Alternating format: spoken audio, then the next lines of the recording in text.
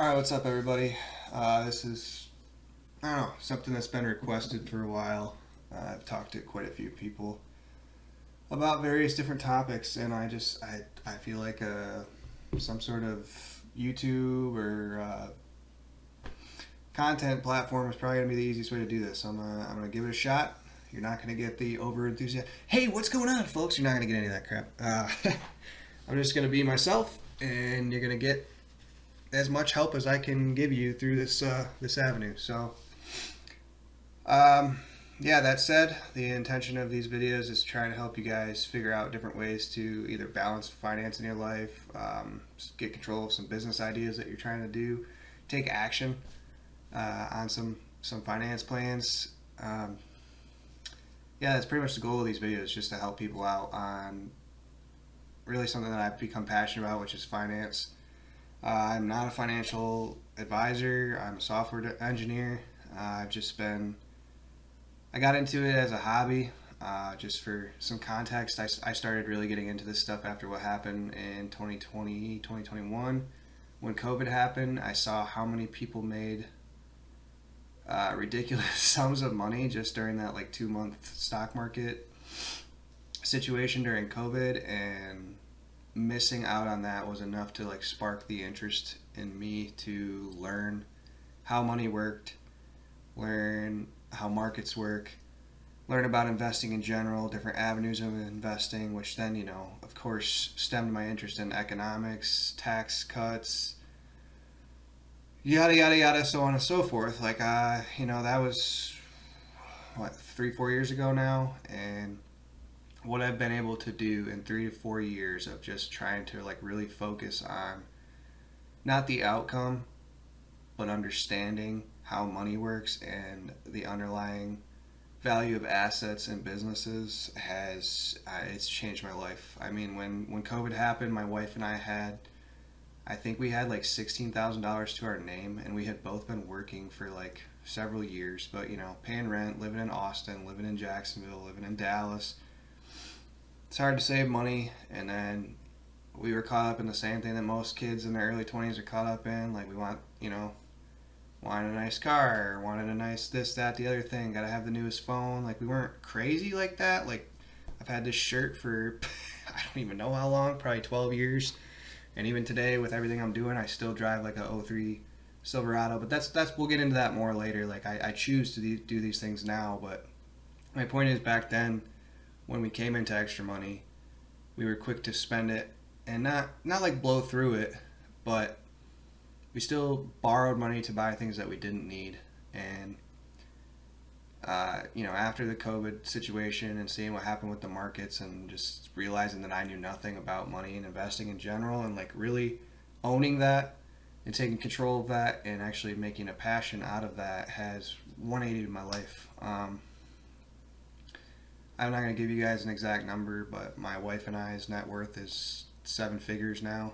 And to know that we had like $16,000 ish to our name before we bought our first house, to now being there, it's wild. It's wild. And there was some luck, right? Like,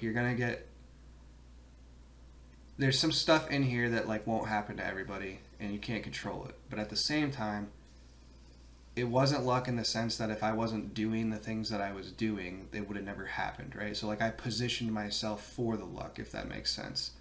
Still lucky breaks here and there. I didn't get us to that number strictly on luck, though. Like, there was one or two things that happened that were awesome, but then the outcome, what I did with the outcome versus what most people would do with the outcome, is, in my opinion, what made the biggest difference in the long term. So, yeah, that's going to be the goal of these videos, is just trying to teach people a little bit about finance. So the first thing I want to talk about is a personal story on how I actually started this journey into entrepreneurship and just independent financial freedom. And it was a mixture of things throughout my life, and I'll give you more on the specific moment, which I said, like I said, was watching what happened with COVID and knowing that I could have been a part of that and I wasn't. that was enough to fuel me to like really pursue this in a different light, like change how I was thinking about it. But I've always had a A-type personality, more of a leader. I don't really follow the trends. I don't do what other people are doing. I do things my own way, for better or worse. It's kind of always how I've been. My dad really instilled that value in me at a young age, and I'm very grateful for that. But that said, what drove me to be who I am today is a factor of things. I didn't grow up with a lot of money. I was pretty independent pretty much from when I was like 13, 14 years old till now. And that was just sort of family circumstantial stuff. My dad worked a lot. My parents had 50-50 custody. My mom was off doing whatever she was doing, and we just didn't have a good family dynamic. And there's two ways that usually goes, right? Like either you become an alcoholic or a drug addict or whatever, like you follow in the steps of the problems that were in your life as that child, or you see all that stuff and it drives you to be the very opposite of that. Fortunately, that was the way that I took it, is like I saw some stuff that was going on with both my parents, and I loved them to death, but you know, they had their flaws, and there was like things that happened, especially when I was like early teenager, that really were like, man, I'm not going to do that. So the combination of growing up that way and being kind of forced into independence at a young age, and then eventually coming to the realization that okay, so I got a college degree and I did everything you're supposed to do, right? Like went to a 4-year school, never failed a class, got good grades, got a job 6 months before I graduated college, like the American dream, right? Within 6 months of that, I was probably more miserable at that point in my life than I've ever been. And I went through some stuff with my parents. I'm not going to dwell on that right now because that's not the point of this video. But like, to feel worse than I did in those situations as an adult making good money and having a degree was the realization that like the American dream is a lie. Like it's a complete lie. Yeah, so once you realize the American dream is a lie, like how do I get out of this? How do I correct this? How do I actually live like my version of the American dream, which is freedom to do whatever the fuck I want, right? Like that's the actual goal.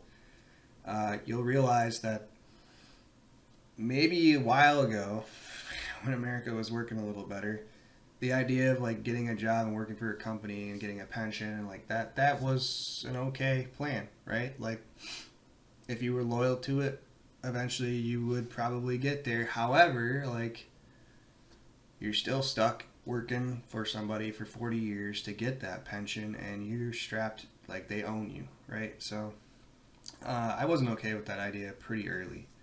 And I think that's part of the problem, is that people are,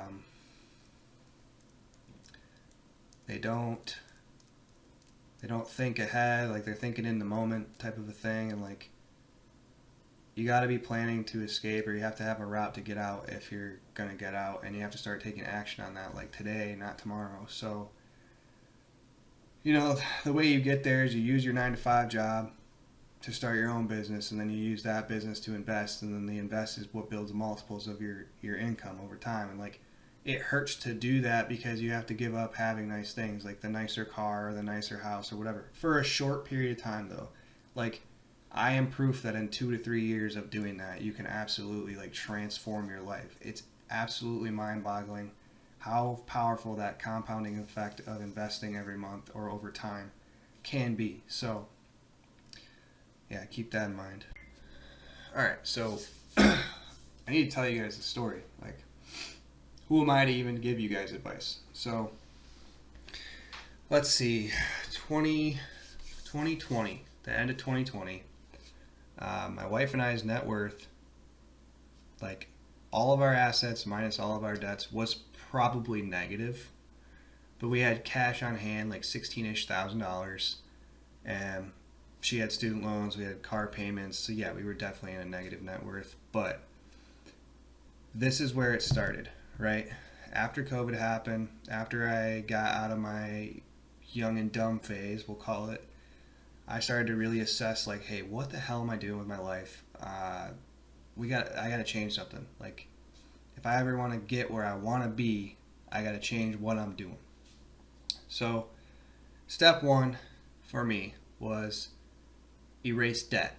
But I realized that with the mountain of debt that we had made, so car payments, the student loans, none of it was like we couldn't afford to pay it, but to pay it all off would have taken like a decade, right? Like that's how they get you. You don't think that way.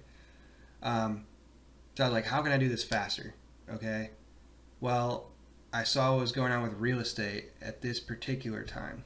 Now, these opportunities change every time. Like, I don't want to sit here and say that real estate's the ticket for you because it might not be. Sometimes it's gold, sometimes it's cryptocurrency, sometimes it's stocks, sometimes it's literally it can be cars. Like, it can be a lot of things, but you have to be able to assess like the current economic climate to make these decisions. I didn't know much, but I knew what was going on with the housing market in the area where my wife and I went to school because I had been watching it because we were looking at buying a house. We had been renting, and I wanted to own a home. But instead of worrying about getting the house that we wanted, I changed my mindset. Like, okay, I'm going to use this house as a tool to start us over. So I knew from internships in college that I had like where a good-ish spot to try and buy a house would be, and I knew that if I got something within like 15 to 20 minutes of the city that had some acreage to it, that I could probably turn that into a profit pretty easy just because the demand for that type of thing in this area was pretty good. So long story short, I actually found a house. I think we paid like $199 for it, roughly. So it was in 2021, like the beginning of 2021 or end of 2020. Yeah, we closed on it December 4th of 2020 for $199,000. It was on 3 acres, but it was like 17 minutes from the heart of Grand Rapids. And I knew because I'm literally like trying to sell to myself, right? Like I'm looking at the same type of consumers that I am to sell to in a couple of years. And like I knew that that was hard to find, period. And the demand for it was going up, and the quantity of it, like close to any big city really, was just getting harder and harder to get because the demand for housing was growing. Like it was pretty easy to see. You didn't have to be a genius. So when I found that, literally sight unseen, I bought it. Like I got the house inspected, but I never actually physically went and saw the house. We still lived in Georgia. And my thinking was like looking at current real estate trends and where interest rates were and what they were doing with printing money. Like I knew they were printing money like crazy, right? Those things alone would drive the value of the house up, regardless of what I did to it. But I also knew that I could probably make it a little bit nicer. It was from the 60s, right? Like put some new floors in, put some new paint in. Don't have to do that much. And the combination of the macroeconomic situation at the time and me being willing to put a little bit of work in, I thought to myself, okay, there's a little risk here, not much, and I think that this can be a tool to get me and my wife to a fresh start, right? And in my head, and the way that I had mathed this out, I thought it would take 5 to 8 years. Lucky break number 1, housing market, we all saw what happened. It went ballistic because inflation and the value of money just went, like the value of the dollar just crumbled under this last administration. I don't care how you feel about politics, it's just the truth of it. And that in conjunction with the demand for housing rising because of, I'm trying to stay out of politics, but politics are just, they're involved with money. There was people coming into the country, thus creating more demand for housing as well. So it drove the market just through the roof, right? So anyways, we flipped that house. I think we put like $4,000 into it total. And then we obviously had to pay on it while we were living there. But our net profit on the house in 2 years was like $100,000. We made like $100,000 on that house in 2 years. I mean, it's crazy, right? So that was enough to make us like, all right, now we have an option to do something, to start like paying off these debts that we don't need. And like, so in that same time, like I got rid of the cars that we didn't need anymore, tried to pay down debt and set us up in a situation like give us a fresh start and stuff, right? And like when you come into that much money, you want to buy stuff, but instead I reinvested all of it, right? It all went into either assets, land, or the next house. Like I said, I still drive like a '03 Silverado, right? But through doing that, I mean, I acquired roughly $150,000 worth of land for about 60 grand because of a deal that I was able to negotiate. So I had instant equity in that property, and I was able to pay for it cash from the last house. So now I have equity in that land, almost 2 times the equity what I paid for it in less than 2 years again. That's giving me a hedge against everything else. And then as the dollar moves around, the land is protected because like if I kept that money in the bank, inflation would have ate up the value of that money. But because I put it into an asset, like that asset's going up. Even if the asset doesn't become worth more, like inflation is driving the price of the asset up, right? So it's like protecting my money. That's the way I'm trying to express that. I also want you to know, like, you're like, oh, well, you had money to start with. I didn't. Like, we were in a negative net worth when we started with the first house. And the only reason I was able to buy the first house is I actually bought a tractor. I went and bought a tractor on credit. This is what I was going to say. Debt's not bad if you use it the right way. So I went and bought a tractor, and you're saying, why a tractor? Well, because in Georgia, they don't title tractors, and you can get a tractor for 0% interest for like 7 years or something. I don't know, it's 5 to 7 years. And that payment was like $260 a month, right? And that tractor was worth 22 grand. So my thinking was, okay, I can sell this tractor and I can get that cash. I took like a $2,000 loss, right? Like I bought a new tractor on credit, and then I sold the tractor, and I got like $19,000 or something cash. And I took a $2,000 loss up front, but I was paying no interest on the loan over the course of it. So I basically got a $19,000 loan at 0% interest for a small hit. And in my head, I was like, okay, this is worth it because I'm going to take that money, buy a house, and I'm going to use the house to make X amount of money. So I'll be able to pay that off, and that will have paid for me to have. It was worth it, right? Like, again, I said there's risk with everything. You have to be willing to take risk. But that totally panned out. And it was 0% interest. Like, it's the same as cash. So as long as you make your payments, like, you're fine, right? Anyways, so debt is okay if you use it to make money and you leverage debt, in my opinion. This is my opinion. But if you're using debt to,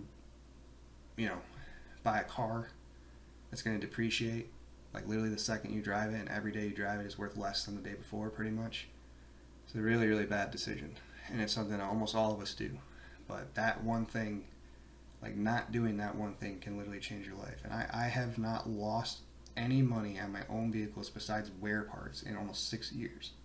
Because I buy depreciated cars. I buy cars that are worth like 4 or 5 grand that are in good shape with low-ish miles on them. That when I drive them for the next couple of years and then sell them, I can literally get my money back out of them. And you might think that's impossible. It's not. Like, it's pretty doable. You just have to be willing to be patient and find the right car. But I've done it countless times, and I can make a video on how to do that and like show you all the times that I've done it. I mean, when I first moved back to Michigan, I made like $46,000 flipping cars on the side. That was in Trump's America. It's not been a good market for it the last couple of years. You don't have to agree with me on that, but you can look at the used car market. Like, it's been really hard to do that. That's why I stopped doing it, because it just wasn't. That's why I said, like, you have to understand the macroeconomic situation at the time that you're trying to do things. And if you can do that, then the rest of your decision making is really easy, right? Like, I was able to do all these things that I've talked about in this past segment because after what happened in COVID, I started studying economics and having that understanding of money and that understanding of market dynamics and psychology and things like that, like teaching myself and embracing that and really learning that stuff over a few years. Like, I was able to leverage that knowledge and make these things happen. So it's a powerful thing. Another thing I want to talk about is fear of failure. Like, people are afraid to fail. They're like afraid to take risks because they're afraid to fail.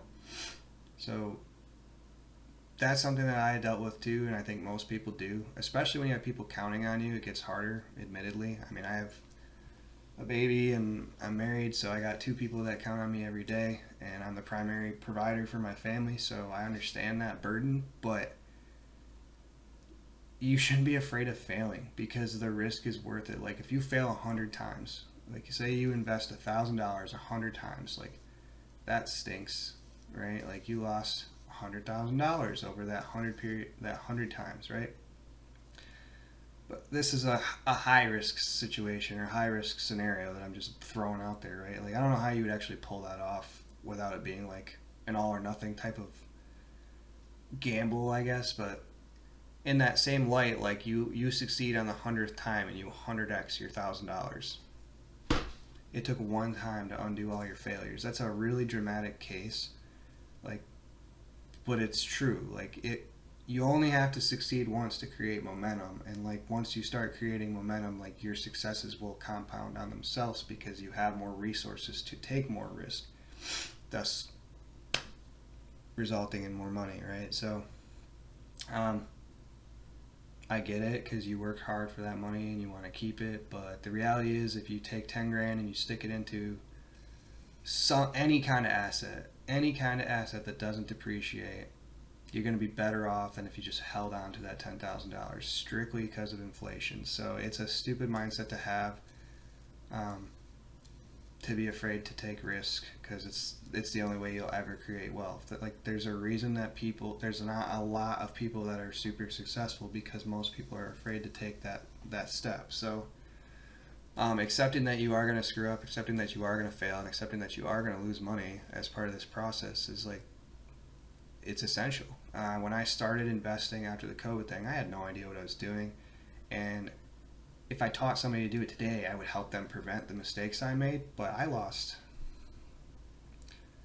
I think, $17,000 my first year, which isn't a crazy amount of money, but at the time, to me, that was pretty much all the money we had. I lost about that much over the next year of working, trying to do this stuff. And then I lost even more the next year. But then I started to change, like, how I was pursuing investing, and instead of trying to time the market or just buy what people tell me to buy, I started to learn how economics actually works, how money actually works, and then I based my investments on that knowledge, and I was off running from there. And I mean, even today, there's an opportunity in the market every single day if you actually understand how money works in economics. Like, there's literally opportunities every single day, and it doesn't have to be the stock market. Like, any form of investing, this is true. You just have to understand the underlying asset, and you have to understand the flow of money, and are we in quantitative easing or quantitative tightening, and like how that correlates to with what you're doing. So, and that's something that you'll get to if you stick with this channel. All right, it's a different day. I've got a different outfit on, but gonna continue on here.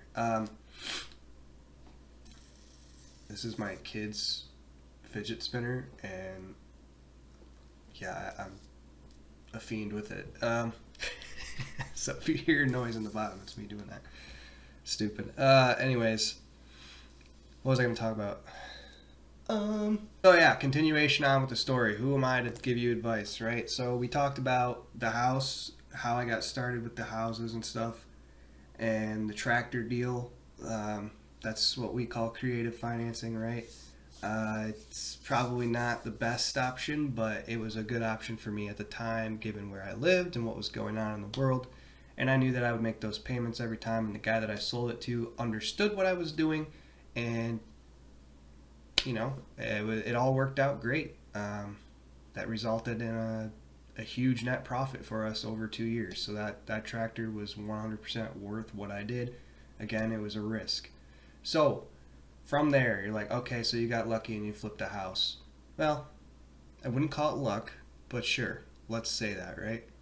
All right, well, so during that same time, pretty much from right after COVID, like 2022, the bear market for the stock market came into play. And this is, at the beginning of this video, I talked a little bit about how there was some luck involved. This is probably the luckiest break that I got. But again, it wouldn't have happened if I didn't take the initiative to start investing. So let me just tell you the story. So you guys know about good old Nvidia, right? If you don't, then go check out the stock market and the market cap of Nvidia. They are the biggest company in the world today. They surpassed Apple, which is crazy, right? When I started investing in Nvidia, it was 2022. It was during the bear stock market, like during the highest period of inflation. We're talking about like $5.50 in Michigan for gas, 21% inflation, groceries were through, like it was madness, right? But I was still investing because I knew that like eventually, this is what happens in markets and with economics in general, is it's like this, right? Like there's ups and downs, and the best time to actually invest is in those periods of time when things are down. It's like if you went to the store and you're used to buying eggs for $5, and then one day all of a sudden eggs are $1, you're not going to not buy eggs. In fact, you're probably going to buy more eggs than normal. But for whatever reason, when it comes to stocks and like assets in general, consumers and investors, like poor ones, don't have that mindset. Like they chase the high prices, right? Like right now, as I'm speaking, Bitcoin's about to hit $100,000, and I guarantee you that a huge, and I can see it on the charts. I can literally show you guys. I'll throw a picture in. The inflows into Bitcoin right now are higher than they've ever been because people are chasing the hype, right? But if you know anything about crypto, you know what's going to happen next, right? The people like me that bought that asset back when it was $54,000 during the crash in September are the ones that are going to sell when the supply starts to short and liquidity comes into the asset. Like, and everybody else that chased the top is going to get stuck holding the bag and be at a huge loss. If you're one of those people and you already did it, hold it for 5 years. Because with the case of Bitcoin, nobody that's ever held Bitcoin for more than 5 years has lost money, ever.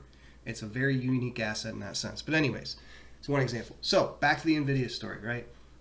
The thing that's wild about that, when I didn't know what I was doing with investing, I at least knew that NVIDIA was a good company because I was into like playing video games, and I'm a computer science, major, and I'm a software engineer, right? So I knew enough about hardware to know that NVIDIA had a good product and a good business model because I had just been like participating as a consumer with them for a while.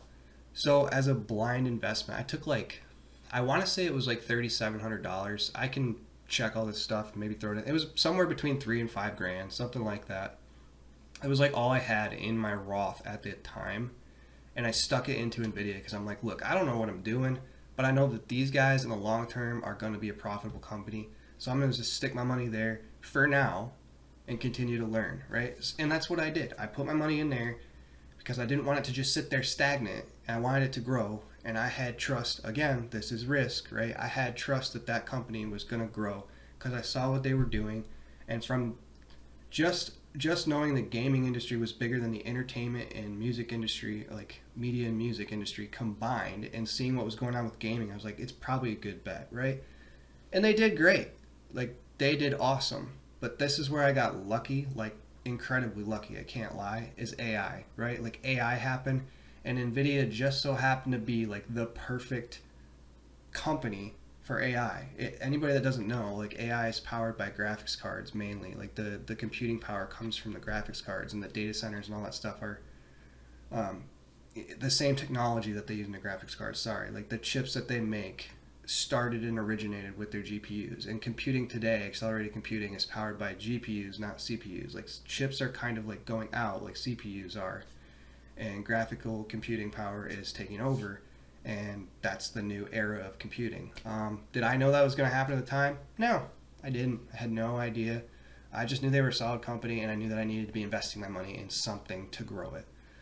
So that's why I say it's lucky, but it's not lucky. But why it's lucky, I got an almost 700% return on my money in like 2 years. Like, NVIDIA wasn't even like a top 20, top 50 company. I don't even think they were top 100 at the time. And now they're the number one biggest company in the world. I had an average cost on my shares with today's split prices that would equate to about $18 a share. And today, right now, they're sitting at $147 a share. So I'll let you do that math. And I had about 1,900 shares at some point, which would be like $30,000 worth. So like I spent that initial money on them, and then every time I got paid, I just kept buying shares back then. And then when the explosion happened, just right, like I made a shitload of money, just to be blunt. And one thing that you'll hear that I disagree with is that you should be diversified in a portfolio. Yes and no. And I'll tell you why no. Like, I'll add some clips or some images here to explain it. But like, an example of diversification would be like what your employer does with your 401k, right? They stick it in the S&P 500, and that's an all market index fund. that has, it covers the entire stock market and all the sectors, like all the large caps of the stock market. So you get exposure to every different industry. So inevitably, when some industries and some sectors slump, it makes up for it, because as long as the market as a whole is trending up, like, you do okay, which is why it averages like 10-ish% a year, because generally speaking, the stock market really only goes up over time. Of course, there's crashes and there's collapses and stuff, but it always recovers, right? And with diversification, like, you're safer in that sense, right? Like, so if I put all my money in Nvidia like I did, and the gaming sector for some reason just took a giant poo, I'm screwed. But remember earlier when I said you can't be afraid of failing? Here's why I don't agree with diversification to a point, like, especially if you're younger. You can fail investing money into a single company multiple times, but if you have one good company, one big return from one good company, in 1 year it can outperform a lifetime of investing in like an all market index fund like the S&P. Like, Nvidia is up multiple thousands of percents from 3 years ago, and if I'd have just stuck my money into the S&P, I'd be up like, I think it'd be like 40-50% at this point. So my 5-6 grand or whatever initially would be worth like 10,000 best case today. And we've had a good run with the market lately, I can't lie.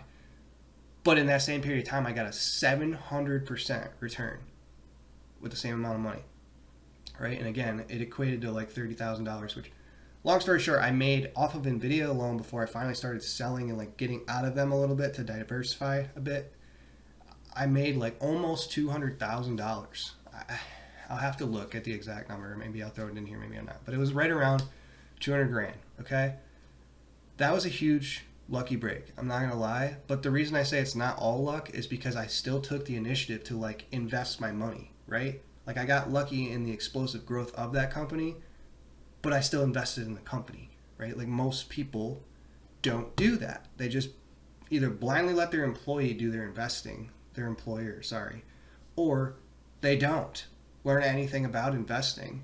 And like, you could simply see, like, I made that decision because I knew that the gaming industry was taking over, right? That was an educated guess on where to put my money and probably get a good return. They are the hardware space. They have a monopoly on that space. They did then, but they especially do now. They dominate that space. You don't have to be a genius. Like, you can just do a couple Google searches and you can find this stuff out. So, all right. So, between the house and the risk I took with the tractor and what I did with my money during a period of time where the stock market was actually going down pretty consistently, like, just learning, teaching myself, like, looking into assets and understanding why the stock market was going down. Like, we were in a period of quantitative tightening where interest rates were rising, which drives the value of the dollar up technically, okay, but it makes everything less affordable for people, and like, it's harder to buy assets in general. But high risk assets they turn right off. Like, nobody wants anything to do with them because they don't have as much extra money on hand to take risk. So I knew that, but I knew it was temporary, right? Like, if you look what we've done since 2008, it's like we go 4 years tightening, 4 years loose, 4 years tightening, 4 years loose. It's a trend that can't stop because our deficit is so high that they cannot stop printing money. They can do it for periods of time, but they cannot stop. The entire government is run by printed money. Look at the federal balance sheet. You think our tax money pays for that? It doesn't. It, like, almost none of our tax money actually goes to the government. It's kind of bonkers. But anyways, like, getting an understanding of that and then placing my money according to that knowledge is what resulted in that outcome. Did I know AI was going to happen? Did I know I was going to get that much of a return? Hell no. Thank God, for real. Like, that was super, super blessed for that. But what do you think I did when I got all that money? Right? Like, okay, so I turned $30,000 into like 200 something grand, whatever. Did I just pull it out and go, oh shit, dude, I'm going to buy a Ferrari, or I'm going to buy, a nice diesel truck or what? No, of course I didn't. I'm like, okay, well, this works. So let me make sure my family's set up forever, right? But by this time, this is 2-3 years later. Now I've been studying economics and I've been studying finance and how money works and how the circulation of money works and how policy affects money, what the Fed is doing, why the Fed exists, all these things, right? Like I got to a point where I could have a conversation with you about it and feel confident in my knowledge, right? Like I took a passion in money, not making money, but understanding it. And that is how I got to where I am today, because after this thing happened with NVIDIA, I knew exactly what to do with my money. Like in September this year, 2024, we had a huge crash because the Japanese carry trade unfolded, and simultaneously we were having conflict in the Middle East kick off, and the stuff with Ukraine was starting to get worse. We had a lot of like doomsday scenarios playing out, but if you know anything about stocks and markets in general, there's no reason to fear that stuff, and here's why. If you put your money in there and it never comes back, you have way, way bigger problems than the money. Like, those scenarios played out, like, you're probably gonna have to, like, kill your neighbor's cat for food type of stuff.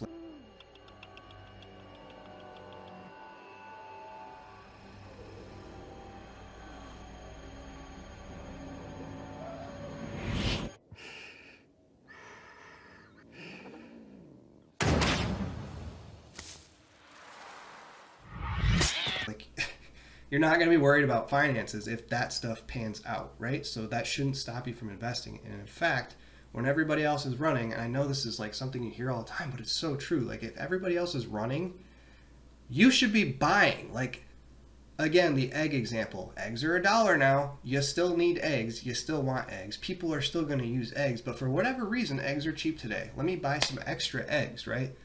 So knowing that there was talks of Fed rate cuts on the table, seeing the current inflation trend going down and getting close to their goal of 2%, it was really easy to assume that we were about to see a period of quantitative easing, which means rates getting cut and money starts getting printed again, more money starts getting circulated into the economy. So if you understand that, and you understand the other point I made about high risk assets being risk on in a period of high money supply, right? Then it's safe to assume, okay, stock market just crashed. High risk assets are on sale right now. What's a really good high risk asset that gets a lot of attention in these periods? So then you start doing research on that subject, right? For me, I chose cryptocurrency. Why? Because literally historically, every 4 years in these cycles, it does the same thing. It's the most predictable asset on the planet.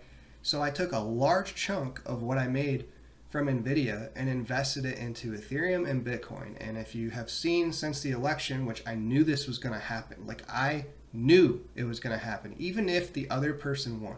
If Trump didn't win and Kamala won, we wouldn't have seen the explosion that we've seen, because his policies and the Republican Party in general is more pro-crypto right now that we've seen. But the explosion still would have happened because of the quantitative cycle.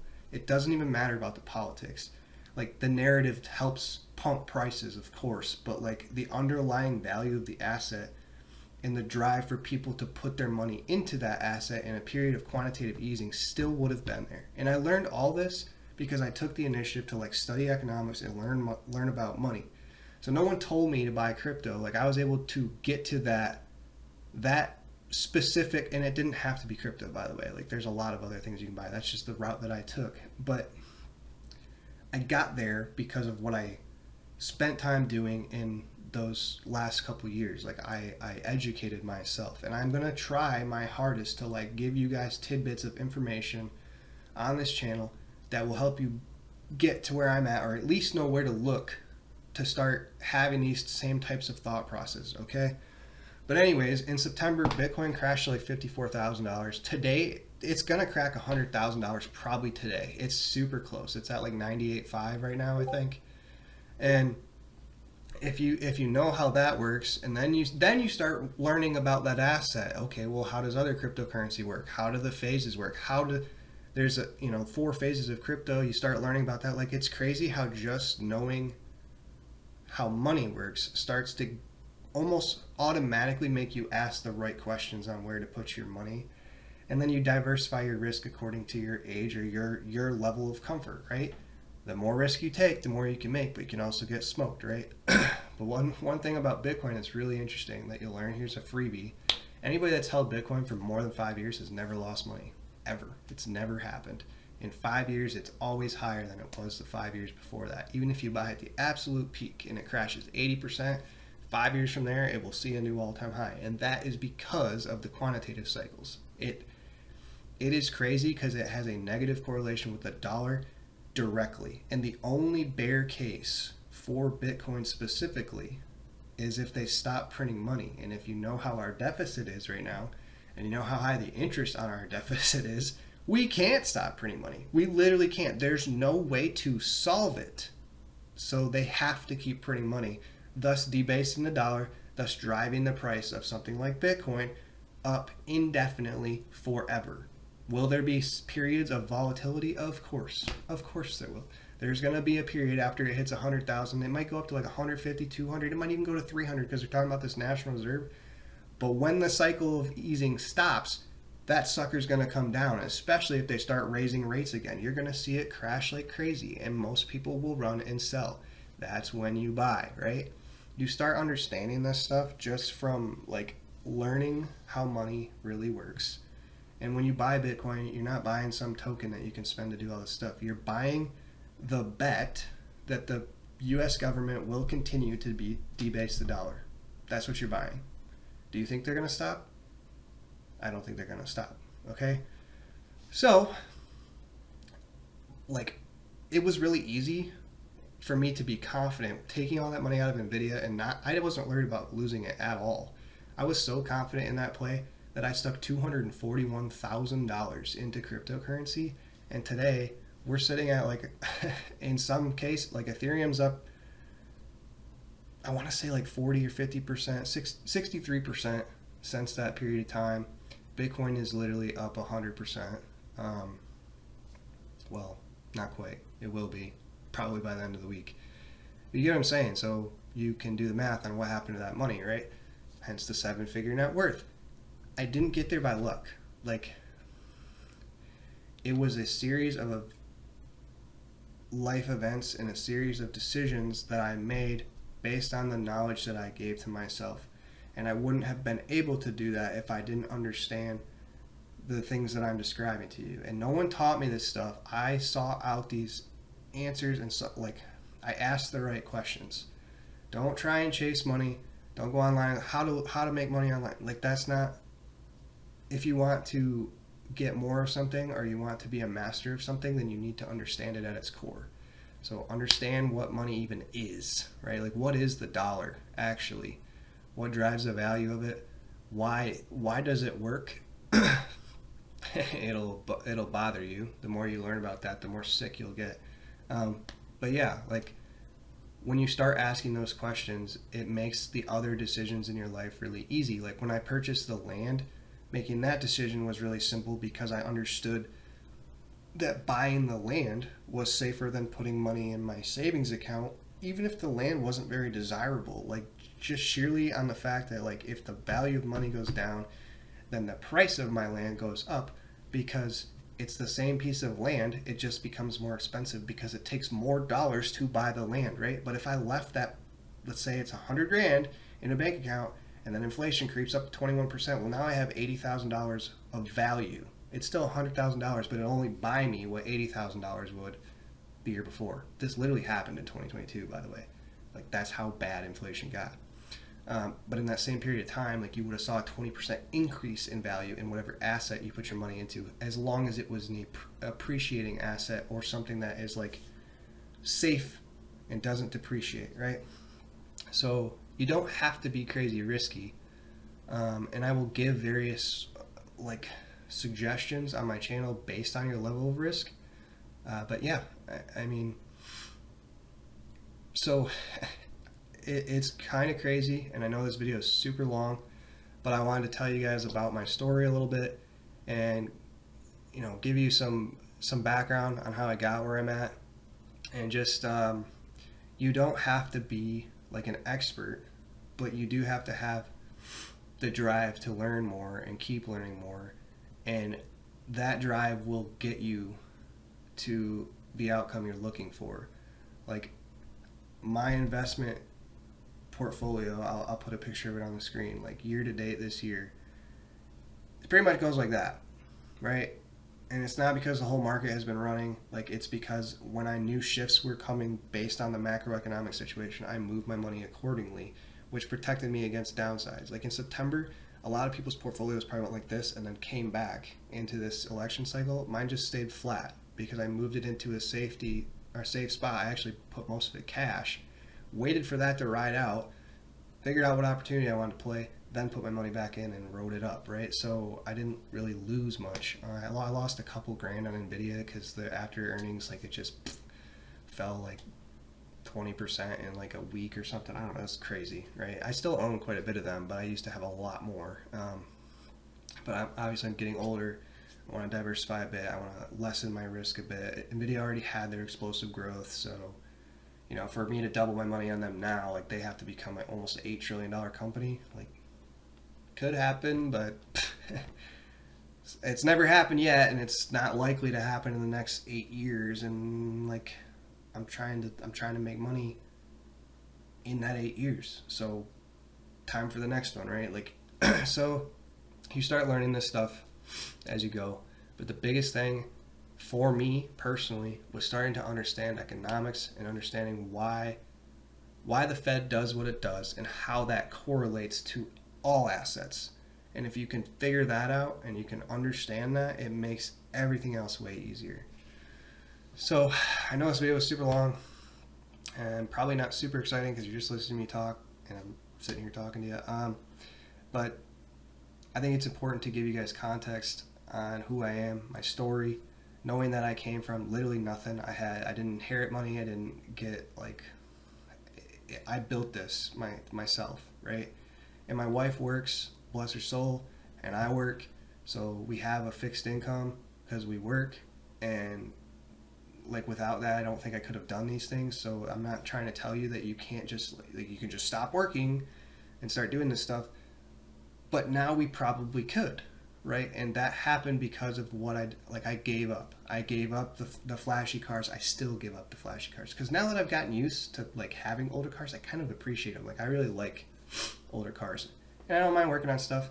And I got a buddy that helps me out when I need some parts and stuff. So, you know, for me that works. For some people it doesn't. But you know, if you have $30,000 in debt on a car that's gonna be worth $8,000. When you get done paying it off, like that's a shit deal. That's $22,000 that you could have stuffed into the stock market or some sort of asset that in that same length of time probably would have at least doubled, maybe even tripled, right? Like it kills you.